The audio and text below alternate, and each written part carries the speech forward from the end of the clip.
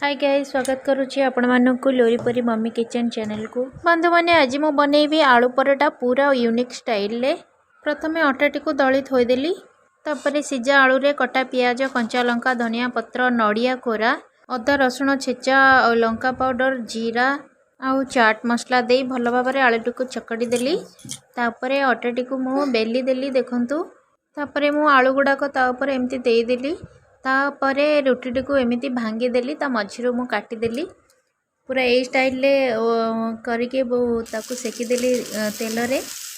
बंधु मैंने आपण आलू परोटा रे जो आलूटी जो चकुड़े तो से नड़िया कोराटे पकेले बहुत टेस्ट होता है आलू परोटा। ये परोटा को आपण कौन सी चटनी रे खाइले बहुत टेस्ट लगी था। ये नुआ स्टाइल आलू परोटा टी केमती लगिला कमेंट रे निश्चय जणांतु। रहिली जय जगन्नाथ।